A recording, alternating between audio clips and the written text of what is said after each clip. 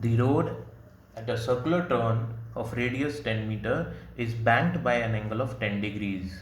With what speed should a vehicle move on the turn so that the normal contact force is able to provide the necessary centripetal force? So the condition of a banked road can be plotted like this. Okay, now here suppose this is the car which is moving on the banked road.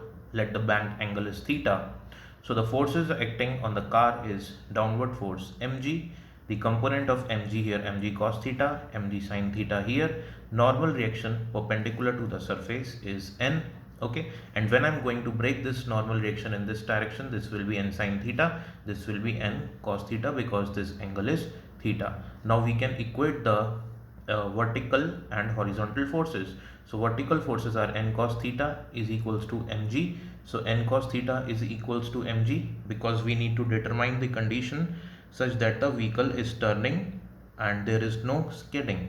Okay, so n cos theta is equals to mg, and you can see that m sin theta, this force n sin theta is acting towards the center of the road. So this n sin theta is providing the necessary centripetal force for the turn.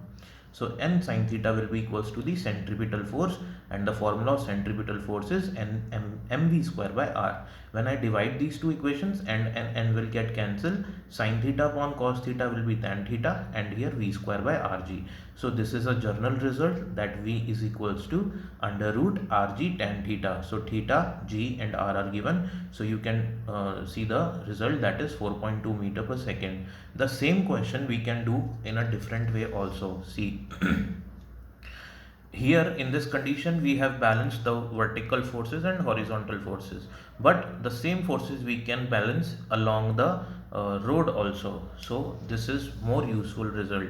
So this is a 3D diagram which is very useful to analyze the condition. Now this side of the road is, you can see, is lifted up, and this side of the road is down. That means this is a banked road.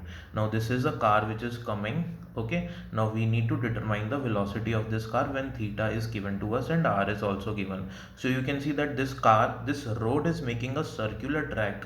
Okay, so this is the radius of this circular track. This is given in the condition. So generally what happens, that students are not able to analyze r from this condition, from this diagram. So I have drawn this diagram for you, so you can check it out here. If again this is the front view of this condition, this is the front view.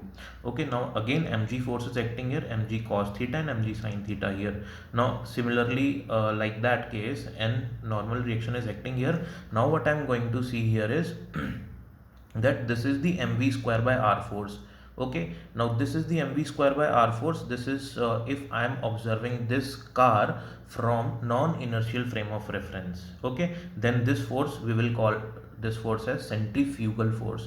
Okay, so this is the centrifugal force which is acting away from the center. Okay, so this is acting away from the center. Now the component of the centrifugal force in this direction will be mv square by r cos theta. If this angle is theta, this is 90 minus theta, this is again theta.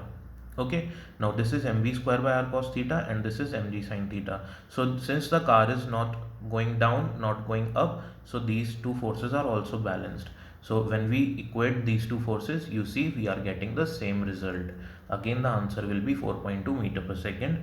Thank you so much.